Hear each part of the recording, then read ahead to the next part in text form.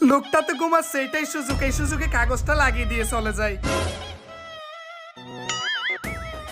আরে বন্ধু, কাজ তো বেটা হয়ে গেছে। কি বলস, কেউ দেখে নাই তো? আরে না বেটা, ওই হালা ঘুমাচ্ছিল, আমি আস্তে করে গিয়ে লাগিয়ে আসছি। চল এবার বিরিয়ানি খেয়ে আসি।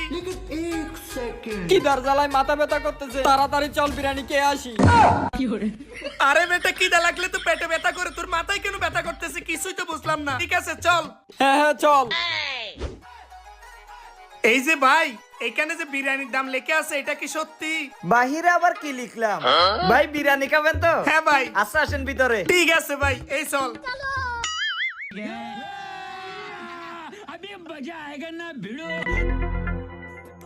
ভাই আপনাদেরকে বিরিয়ানি কয়টা দিব?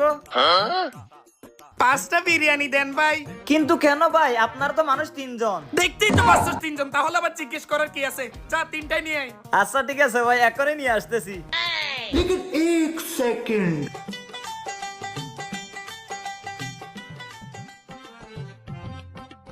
এই যে ভাই আপনাদের বিরিয়ানি। ঠিক আছে। এই যে সালাদ। रोम रोम भाइयों।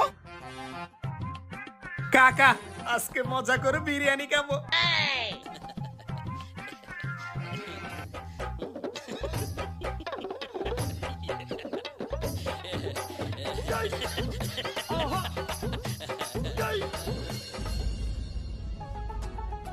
এক প্লেট বিরিয়ানি মাত্র 5 টাকা।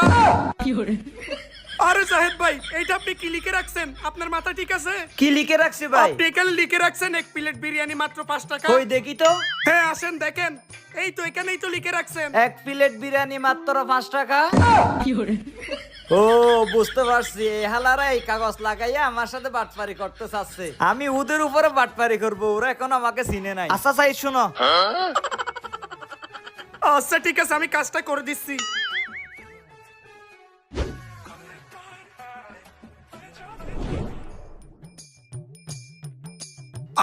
পেট ভরে গেছে, এবার চল।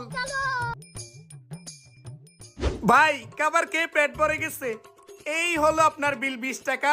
আর 5 টাকা ব্যাগ দেন, 15 টাকা রাখেন। ভাই 20 টাকা কেন? আরে ভাই, আপনি না বলছেন বাহিরে যত টাকা লিখে আছে তত টাকা নিবেন? বাহিরে তো এক প্লেট 5 টাকা করে লিখে আছে, তাই তো 15 টাকা দিছি। 5 টাকা ব্যাগ দেন। ও আচ্ছা, বাহিরে যত টাকা লিখে আছে তত টাকা দিবেন তো? ইয়েস, হ্যাঁ ভাই, তত টাকাই দিব আপনাকে। সত্যি তো?